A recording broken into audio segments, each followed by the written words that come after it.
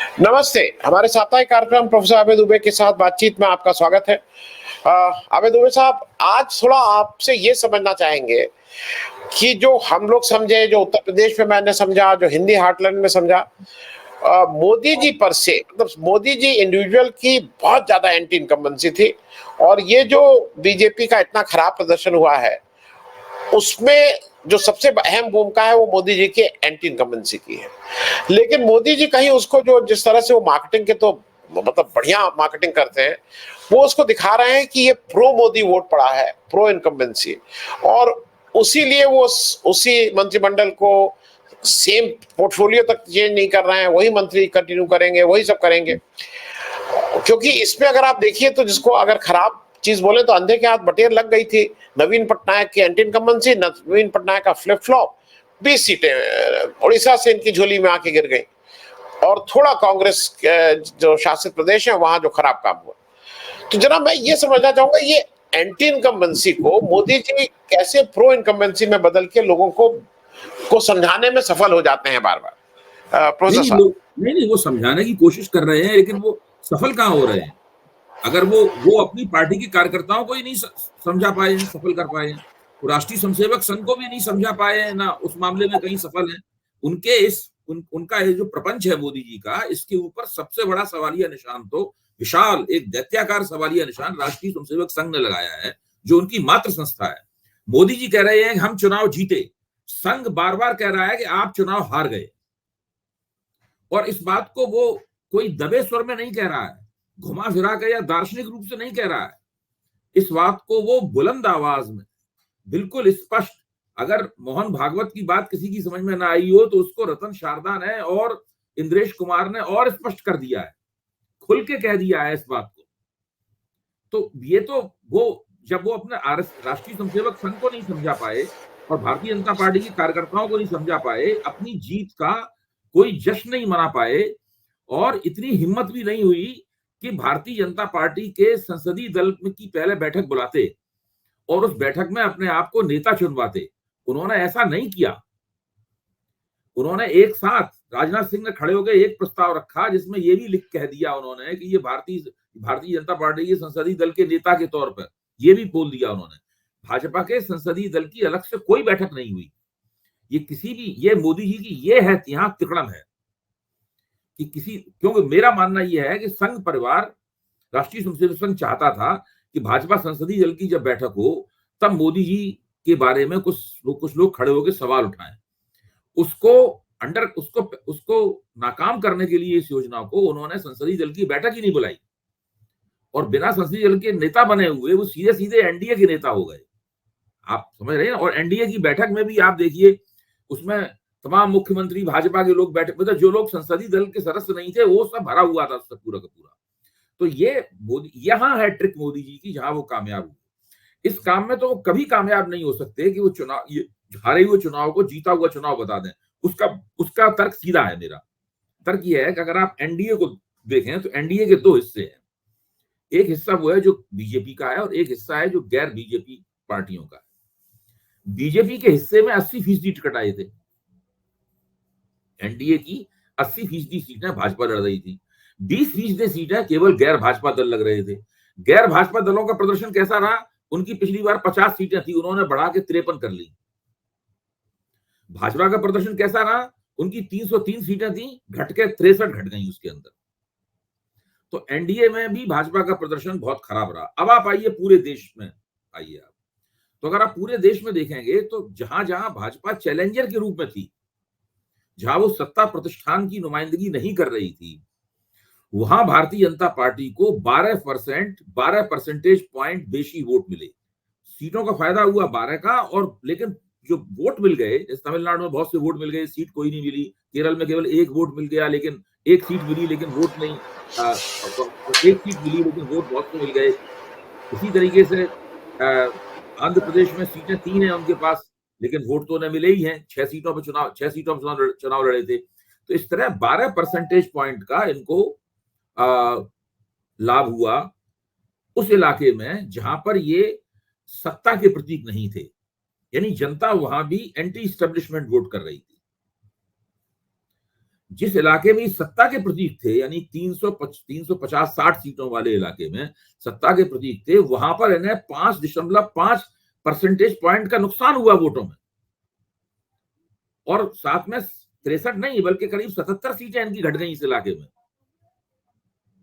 वो तो वहां से सीटों का फायदा हुआ, उसकी वजह से 63 सीटें घटी हुई, आपको 63 सीटें दिखाई पड़ रही हैं। यहाँ और भी ज्यादा सीटों का भी नुकसान हुआ, वोटों का भी नुकसान हुआ। अच्छा, अब इन दोनों इलाकों को अगर आप देखें तो दोनों जगह भाजपा कहीं जीत रही है, कहीं हार रही है। उधर भी जीत, वहां उड़ीसा में भाजपा जीत गई, आंध्र प्रदेश में भाजपा का जो मोर्चा था वो जीत गया, बाकी जगहों पे भाजपा हार गई। पश्चिम बंगाल में भाजपा हार गई, लेकिन वहां सीटों पे तो बहुत बड़ी वोट तो भाजपा को काफी मिले वहां पर। इसी तरीके से इस इलाके में जो उनके प्रभाव क्षेत्र का इलाका था, जहां सत्ता प्रतिष्ठान की नुमाइंदगी कर रहे थे, वहां भी वो ज्यादातर जगह कहीं जीती कहीं हारी। मध्य प्रदेश में जीत गई, छत्तीसगढ़ में जीत गई, उत्तराखंड में जीत गई, हिमाचल प्रदेश में जीत गई, लेकिन उत्तर प्रदेश में हार गई, राजस्थान में हारी, कई जगह हारी। तो मैं कह रहा हूं, ये जीत हार को सब मिला के अगर आप देखें, इससे क्या हुआ, भाजपा को दिखाने के लिए ये हो गया कि उनका राष्ट्रीय वोट प्रतिशत केवल 1% से कुछ कम हुआ है, उसमें ज्यादा कोई बड़ी गिरावट नहीं आई। लेकिन उसकी गिरावट ना आने के पीछे कारण यह है कि पूरे देश में एंटी स्टैब्लिशमेंट वोट पड़ा है, व्यवस्था विरोधी वोट पड़ा है। लोग सरकारों से बहुत बुरी तरीके से पिछले 5 साल में नाराज हैं, चैलेंजर को वोट दिए, कई जगह नहीं भी दिए हैं चैलेंजर को वोट। तो ये है पूरा एक नजारा। इसके तहत हमें इस पूरे चुनाव का सार तत्व समझना चाहिए। देश की जनता मौजूदा सरकारों और जिस तरह से वो लोग अर्थव्यवस्था चला रहे हैं, जिससे लोकतंत्र को चला रहे हैं, उससे देश की जनता आमतौर पर असंतुष्ट है। स्थानीय स्तर पर बहुत सारे फैक्टर्स हैं जो काम करते हैं। मैं ये नहीं कह रहा हूं कि ये फैक्टर महत्वपूर्ण नहीं है, सारे फैक्टर महत्वपूर्ण होते हैं। एक चुनाव, बड़ा चुनाव, कई चीजों की वजह से जीता और हारा जाता है, लेकिन हमें ये खोजना होगा अपने दृष्टिकोण से कि इसमें प्रमुख कारण कौन है जो सभी डॉट्स को, सभी बिंदुओं को मिला रहा है। तो ये भारतीय जनता पार्टी की पराजय है, जिसको राष्ट्रीय स्वयंसेवक संघ चिल्ला कर कह रहा है कि ये पराजय है, क्योंकि उसे मोदी को बेदखल नहीं करना है, लेकिन मोदी के हाथ से भाजपा को छुड़ाना है, मोदी के शिकंजे से भाजपा को निकालना है। बेदखल नहीं करना है उसे, मोदी को बेदखल करने से सत्ता ही चली जाएगी हाथ से। मोदी को अपने अंगूठे के तले लाना है और भारतीय जनता पार्टी को मोदी के दबदबे से बाहर निकालना है। अभी पहला चरण है ये राष्ट्रीय स्वयंसेवक संघ की इस कार्रवाई का, ये फर्स्ट स्टेज है। दूसरा चरण तब शुरू होगा जब भाजपा को नया अध्यक्ष मिलेगा और भाजपा का पुनर्गठन होगा नीचे से ऊपर तक। पूरी भाजपा सक्रिय हुई है इस वक्त भाई। राष्ट्रीय स्वयंसेवक संघ ने जो अटैक लॉन्च किया है, उनकी समझ में नहीं आ रहा क्या करें। इधर संजीव बालियान और मान लीजिए इसमें संगीत सोम के अंदर जो लतियाव हो रहा है, भाजपा के प्रवक्ताओं के पास जवाब नहीं, कह रहे हमारे घर की बात है, हम ठीक कर लेंगे। जवाब नहीं है उनके पास। तो पूरे उत्तर प्रदेश से आवाज आ रही है गद्दार गद्दार गद्दार, गद्दारी की गई। कौन है वो गद्दार? किसने गद्दारी की? कहां गद्दारी हुई, कहां गद्दारी नहीं हुई? पश्चिमी उत्तर प्रदेश में जो राजपूतों का संतोष था, उसके पीछे किसकी शय थी? जो कौशाम्बी वगैरह के इलाके में राजपूतों का जो संतोष था, उसके पीछे किसकी शय थी? इन सब, जब भाजपा के कल दफ्तर में दिन भर लोग बंद लिफाफा लेके जाते रहे, भाजपा के पदाधिकारी, उम्मीदवार वगैरह अपनी रिपोर्ट देते रहे, तो उन लोगों से तो ये भी पूछा गया है कि भाई पिछली बार जब आपने फीडबैक दिया था तब तो हम 80 सीटें जीत रहे थे, वो फीडबैक आपने किस मुगालते में दिया था? और अब आप जो शिकायतें कर रहे हैं उसका कारण क्या है? तो भाजपा के अंदर तो बहुत इस वक्त हंगामा मचा हुआ है। भाजपा उत्तर प्रदेश में तो तकरीबन गृह युद्ध की स्थिति में है। जी अब प्रोफेसर साहब, मैं एक चीज इसलिए पूछ लूं क्योंकि आपने आरएसएस का काफी जवाब दे दिया, लेकिन फिर भी जो भागवत जी थे, कई लोगों का मानना यह है कि क्या ये उनकी प्रतिष्ठा की बात है कि आरएसएस की प्रतिष्ठा दांव पे है, या ये स्ट्रेटेजी भी हो सकती है कि गुड कॉप बैड कॉप वाली, या तीसरा ये हार की बात ही ना हो, इससे उलझन है। क्योंकि एक चीज है, वो मणिपुर पे अब अगर बोल रहे हैं, उनका एकदम से संवेदना जगी है भागवत जी की, तो मणिपुर पे 1 साल पहले तो नहीं बोले थे। मैं इसलिए बोल रहा हूँ कि बोले थे, क्योंकि पहली बात तो ये है कि ये गलत तरीके से बात रखी जा रही है। राष्ट्रीय स्वयंसेवक संघ ने मणिपुर की तरफ 2-3 बार इशारा किया था। अच्छा, दूसरी बात ये है, हमें ये समझना चाहिए कि राष्ट्रीय स्वयंसेवक संघ नाराज हो या खुश हो, वो ये बिल्कुल नहीं चाहता कि केंद्र में सत्ता का बंदोबस्त बिगड़ जाए, उसमें उत्पात मच जाए, मतलब ये बिल्कुल नहीं चाहता राष्ट्रीय स्वयंसेवक। वो ऐसा कोई कदम नहीं उठाना चाहता इससे भाजपा के अंदर विस्फोट होने लगे और पूरी तरह सब कुछ बिखर जाए, सब कुछ हाथ से निकल जाए। पहली बात। दूसरी बात, मैं उन समीक्षकों से बिल्कुल सहमत नहीं हूं जो सत्ता प्रतिष्ठान में अंतर विरोधों को देखने से इनकार करते हैं। उन्हें लगता है कि सब लोग तो हिंदुत्ववादी हैं, सब एक से हैं। ऐसा थोड़ी ना, शिवसेना दिन से भी कड़ी हिंदुत्ववादी थी, वो तो भाजपा के खिलाफ चुनाव लड़ी है। अब आप उसको भी देखते हैं कि ये भी मिले हुए हैं उनसे। ये जो देखने का तरीका है, ये अंधा तरीका है, आंखों पे पट्टी बांध के देखने का तरीका है। आप देख रहे, आपने एक हिंदुत्ववादी नाम की कैटेगरी बनाई, उसमें सब कुछ डाल दिया आपने उस कैटेगरी में। उसमें आपने मोदी को भी डाल दिया, मोदी विरोधियों को भी डाल दिया, भाजपा के अंदर राष्ट्रीय स्वयंसेवक संघ को भी डाल दिया, और सब कुछ उन्होंने डाल दिया आपको। अब आपके लिए विश्लेषण करना आसान हो गया। अगर उसके बीच में अंतर विरोध निकल कर सामने आते हैं, उनकी अभिव्यक्ति होती है, तो आप कहते हैं कि ये साजिश है, दरअसल ये ध्यान हटाने की साजिश है, ये डाइवर्जनरी टैक्टिक्स है। इस तरह की बात की जाती है। मैं समझता हूं, मैं इस तरह की समीक्षा से सहमत नहीं हूं। मेरा मानना है कि सत्ता प्रतिष्ठान है, उसके एक एक अंतर विरोध पर गौर करना चाहिए।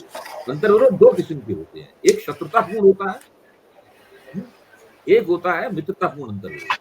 तो इस पूरी भाजपा जो है मित्रतापूर्ण अंतर विरोधों की से बुरी तरीके से खदबदा रही है, उबल रही है। चीजों को आसानी से मत देखिए।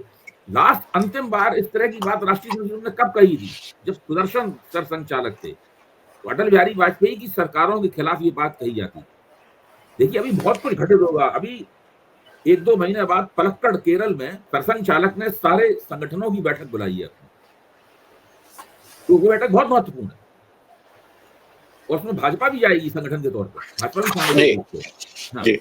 और उस बैठक में वो उस निर्णय को रिव्यू करेंगे जो उन्होंने 2015 में लिया था, जब सारे संगठनों के ऊपर मुंह पे पट्टी चिपका दी गई थी कि आप सरकार के खिलाफ, केंद्र सरकार के खिलाफ नहीं बोलेंगे, मोरेटोरियम लगा दिया गया। वो सब चीजें रिव्यू होंगी, क्योंकि उन्होंने देख लिया है कि उस तरह के मोरेटोरियम का क्या नुकसान हुआ। संघ की प्रतिष्ठा भी, आप देखिए मोदी जी अपने आप को ईश्वर बता रहे थे, हम लोग चुपचाप बैठे हुए थे। किसी ने कहा कि बहुत ही वाहियात किस्म की बातें हैं ये।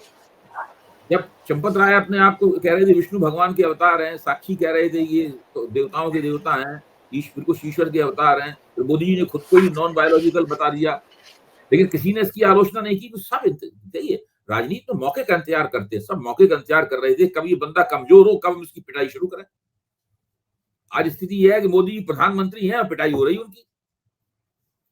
और अगर वो गलती से किसी तरीके से वो भाजपा संसदीय दल की बैठक बुला लेते ना, उसी में संतोष निकल के सामने आ जाता, उसमें मोदी जी अपनी तिकड़म से बच गए।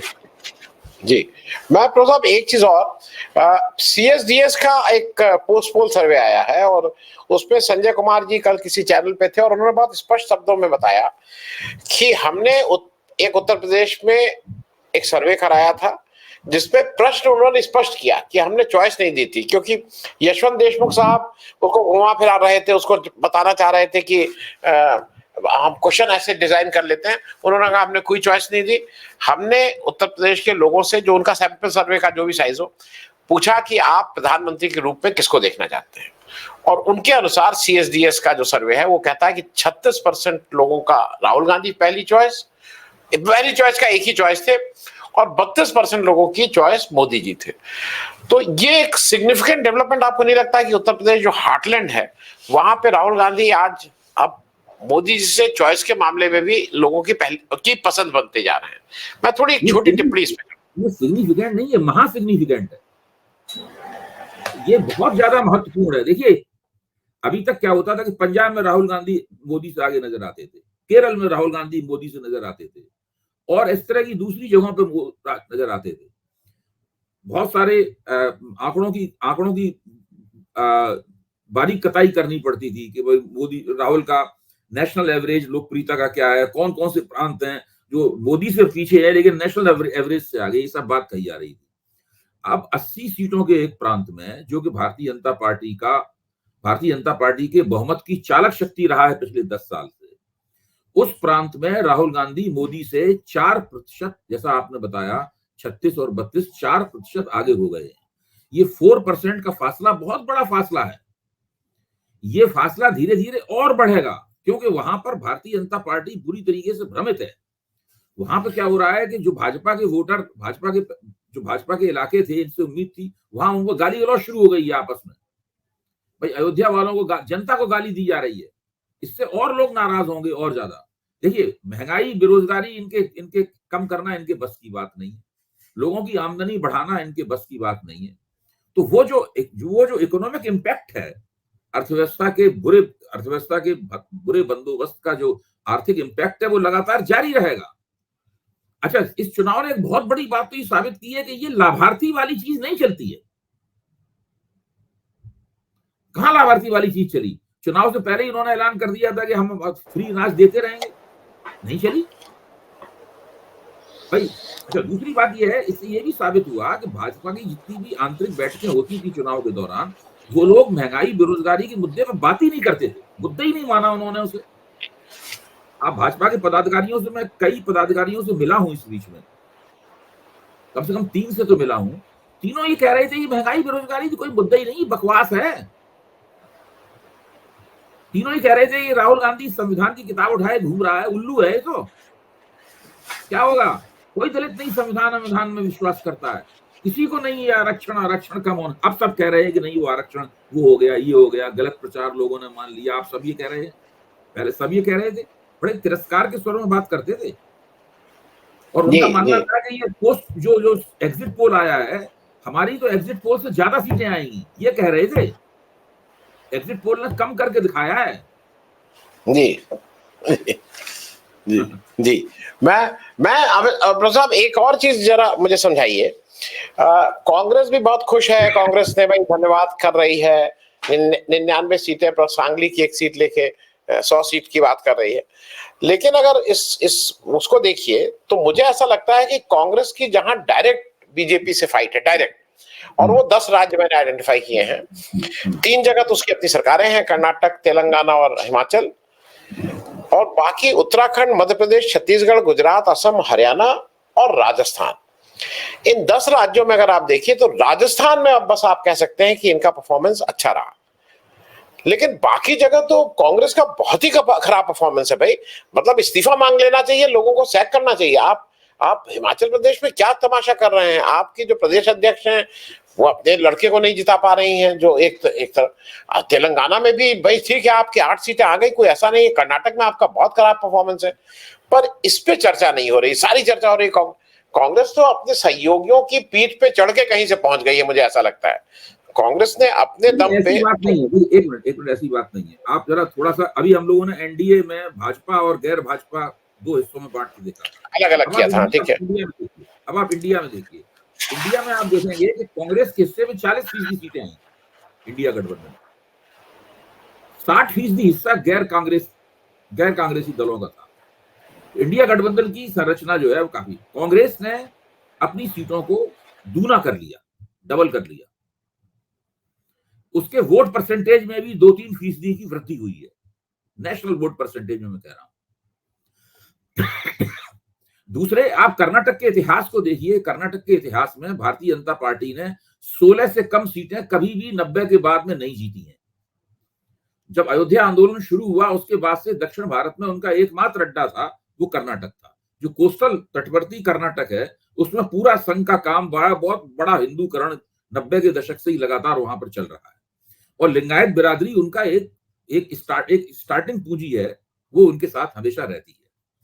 फिर इन्होंने वो चालाकी से देवगौड़ा से भी समझौता कर लिया, मतलब उसके भी उनको लाभ हुए। लेकिन आप सोचिए, इतने तमाम मैनेजमेंट के बावजूद और इस चुनावी इतिहास के बावजूद भी कांग्रेस ने कर्नाटक में सीटें जीती हैं। पिछली बार तो कुछ नहीं मिला था, तो उस लिहाज से देखा जाए अच्छी 10-11 सीटें जीती हैं कर्नाटक में। पिछली बार तो कुछ भी प्राप्त नहीं हुआ था। कांग्रेस का बुरा प्रदर्शन रहा है हिमाचल प्रदेश में, और यह पहले से तय था कि बुरा रहेगा। दिल्ली में जो समाजवादी पार्टी का और आम आदमी पार्टी का और कांग्रेस का गठजोड़ था, वो पूरी तरीके से फ्लॉप रहा। दिल्ली में भाजपा को 53-54% वोट पोल हुआ है।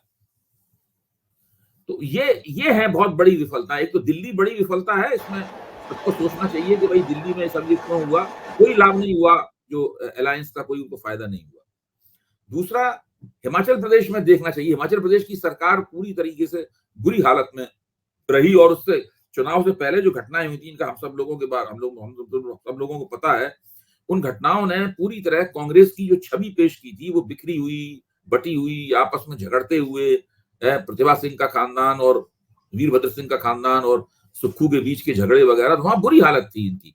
भाजपा वहां भी बहुत शक्तिशाली, इतने पहाड़ी राज्य हैं। ये रजनी कोठारी ने एक बार कहा था कि पहाड़ी राज्य जो है वो हिंदूवादी सांप्रदायिकता के सबसे बड़े केंद्र हैं। खासतौर से उत्तराखंड और हिमाचल प्रदेश को उन्होंने कहा था कि ये हिंदुत्ववादी राजनीति के पुराने केंद्र हैं। जिस वक्त भाजपा की 1984 में उन्होंने एक लेख लिखा था, तब उन्होंने कहा था कि ये जो है ना, ये बहुत ही अलग तरह की दुनियाएं हैं हमसे। तो वहां पर कितना असर होगा, भारत बहुत बड़ा देश है, हमेशा अनइवन रहता है। इमरजेंसी के बाद भी 77 में भी देखिए कांग्रेस नॉर्थ इंडिया में पूरी तरह सुपड़ा साफ हो गया था। बिहार और यूपी में एक भी सीट नहीं मिली थी, पूरा साउथ इंडिया कांग्रेस ने जीत लिया था। तो वो बहुत मुश्किल है कि आप इस तरह की कोई लहर की कल्पना करें कि एक सिरे से दूसरे सिरे तक सब कुछ वैसा ही होता चला जाए। भाजपा भी पूरी तरह नहीं जीत पाती है पूरे देश को, एक हिस्से में पूरी तरीके से हार जाती है, एक हिस्से को जीत जाती है। कहीं 100% होता है, कहीं 0% होता है उसका प्रदर्शन। तो ये असमानता और ऊंच नीच जो है नतीजे की, भले ही कोई लहर हो या ना हो, ये इसको हम लोगों को ध्यान में रखना पड़ेगा। नहीं, मैं इसलिए कह रहा था भाई साहब कि कर्नाटका की 28 सीट, 4 सीट हिमाचल, अरे हाँ हिमाचल की 4 तो हो गई 32 और 17 सीट तेलंगाना। 49 सीट में से इन लोगों को महज सीट आई है 8 और 8 16 और नहीं 17 सीट आई हैं। अगर आप रूल करना चाह रहे हो, आपकी अपनी सरकार है, अगर 49 सीटों में आप 17 सीटें ला रहे हो, तो मेरे हिसाब से ये थोड़ी दूर की कौड़ी होगी कांग्रेस को। मैं जो बात कह रहा हूं, मैं सिर्फ ये नहीं कह रहा, मैं ये कह रहा हूं कि आपको अब मध्य प्रदेश है, मध्य प्रदेश में आपके पास कोई तकड़म क्या हुई है। देखिए बीआरएस के साथ में भाजपा का जो खुफिया समझौता है, मैं ये मानता हूं कि वो लोकसभा में भी जारी रहा। भारत राष्ट्र समिति ने अपने वोटों को ट्रांसफर किया है, बीजेपी को ट्रांसफर किया, क्योंकि उसे पता था कि वो नहीं जीत सकते और वो कविता जो है बंद है जेल में, उनको छुड़ाना भी है उन्हें। तो बीआरएस इसलिए चुपचाप, उन्होंने एक मौन चुनाव, जैसे मायावती उत्तर प्रदेश में मौन चुनाव लड़ रही थी, तो वहां पे चंद्रशेखर राव एक मौन चुनाव लड़ रहे थे। मायावती की हैसियत नहीं थी कि अपने वोटों को ट्रांसफर करा दें बीजेपी में। अगर मायावती की हैसियत होती तो वो ये काम भी करती, लेकिन वहां बीआरएस के जो कुछ भी वोट थे उनमें से काफी वोटों को बीजेपी को ट्रांसफर कराया गया है, इसलिए भारतीय जनता पार्टी वहां पर ये चुनाव जीत पाई। उड़ीसा में आप देखिए, उड़ीसा में क्या हुआ, उड़ीसा में भी भाजपा और बीजेपी के अंदर एक खुफिया समझौता हो गया था, नूरा कुश्ती हो रही थी, लेकिन उसको वो चाहते थे कि इस तरह कंट्रोल हो कि विधानसभा हम जीत जाए, लोकसभा जीत जाए, वो कंट्रोल नहीं हो पाई उनके हाथ। एंटी इनकम्बेंसी इतनी थी कि वो नियंत्रित नहीं कर पाए, वो भाजपा दोनों निकाल लगी। आप फिर भी देखिए बीजू जनता दल के वोट भाजपा से ज्यादा हैं विधानसभा में। बीजू जनता दल के वोट हैं 40 कुछ हैं, भाजपा के वोट भी 40 मिलेंगे। दशमलव के बाद दोनों में भाजपा कम हो जाती है, वो ज्यादा हो जाती है, फिर भी भाजपा को 20-22 सीटें 25 सीटें ज्यादा मिल गई उनसे वहां पे। और वहां पे 1500-2000 वोटों से बहुत सी सीटों का फैसला हुआ है। आपके उनके दोनों उप मुख्यमंत्री हैं, उनको बहुत कम वोटों से चुनाव जीते हैं वो वहां पर। तो ये अगर नतीजों का आप माइक्रो एनालिसिस करें तो आप पाएंगे कि परिस्थिति इस प्रकार की नहीं है। और दूसरे, मैं बार बार इस पर जोर देता हूं, भारत में चुनावी नतीजे एक सार नहीं हो सकते हैं। जैसे 1984 में हुए थे, जिसमें कश्मीर से कन्याकुमारी तक एक ही पार्टी सब जगह जीत गई थी, ऐसे चुनावी नतीजे अपवाद स्वरूप ही कभी कभी आ सकते हैं, वरना नहीं आएंगे ऐसे चुनाव नतीजे। और जो कांग्रेस के प्रभुत्व का जमाना था, जवाहरलाल नेहरू का जमाना या इंदिरा गांधी का जमाना, उस वक्त सब तरफ एक तरफ जीत के थे, 350 से ऊपर सीटें हमेशा मिल जाती थी कांग्रेस को। लेकिन ऐसा होना दोबारा मुश्किल है। नहीं, मैं फिर से थोड़ा एक आखिरी प्रश्न करके इसको समाप्त करूंगा। मेरा जो बेसिक वो है कि जैसे मध्य प्रदेश है, आप लगातार 3-3, 4-4 इलेक्शन हो गए, आप एक सीट, पिछले 3 बार के इलेक्शन 14, 19 और अभी में आप मध्य प्रदेश में 2 बार एक सीट 2 बार जीते हैं। आप अगर मतलब मैं सिर्फ कहना ये चाह रहा हूं कि आपका लीडरशिप चेंज करिए ना। There is something wrong in your leadership. आप कुछ कहते रहिए, आपको बिल्कुल दिग्विजय बिल्कुल सिंह और कमलनाथ जी को हटा के किसको लाएंगे मैं ये नहीं कह रहा हूं, लेकिन आपको ये एक्सपेरिमेंट बहुत हो गया, ये एक्सपेरिमेंट नहीं चल रहा है। भूपेश बघेल अब मुझे लगता है कि ओवर सोल्ड नेता हो गए हैं छत्तीसगढ़ में खुद, और कोई मार्जिनल उससे नहीं आ रहे हैं लोग ठीक से, मतलब ये लोग लाख लाख 1.5 2 लाख वोट से हार रहे हैं भाई। अब वहां छत्तीसगढ़ में 2 से 1 सीट हो गई। 5 साल आपने क्या किया था? मैं असम में जहां पे राहुल गांधी गए, लाठीचार्ज हुआ, मारपीट हुई, जहां पे आई मस्ट से कि गौरव गोगोई ने हिम्मत की कि जोरहाट में जाके उस चैलेंज को स्वीकार किया जो हिमंता बिस्वा शर्मा ने कहा था कि आके यहां से जोरहाट से खड़े होकर दिखाओ, जीत क्या है, लेकिन वही 3 की 3। मैं जो कांग्रेस की लोकल लीडरशिप है उस पे कह रहा हूं कि उसका जो भी है, वो जनरल सेक्रेटरी इंचार्ज या वो कांग्रेस को कुछ अपना चेंज करना होगा। ये इस नहीं मामले ठीक है, से मैं इससे सहमत हूँ आपकी, नहीं मैं आपकी इस बात से सहमत हूँ। मध्य प्रदेश और छत्तीसगढ़ दोनों एक ही प्रांत थे पहले, ये कांग्रेस के लिए एक बहुत बड़ा गड्ढा है,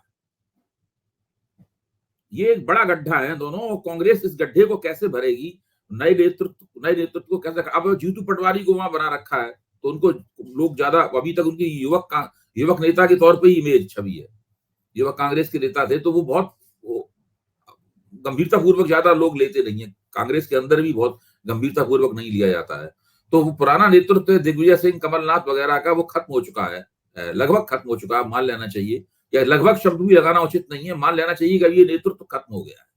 अब इस नेतृत्व को रिटायर कर देना चाहिए, मार्गदर्शक मंडल बना के भेज देना चाहिए। ये भाजपा का हथकंडा उन्हें भी अपनाना चाहिए कि एक मार्गदर्शक मंडल बना लें जिसमें जो लोग कांग्रेस छोड़ने के लिए तैयार नहीं, कमलनाथ तो कांग्रेस छोड़ने के लिए तैयार थे, उनको वहां से मार्गदर्शक मंडल में डाल दिया जाना चाहिए, वो वहां से मार्गदर्शन देते रहे अदृश्य रूप से। तो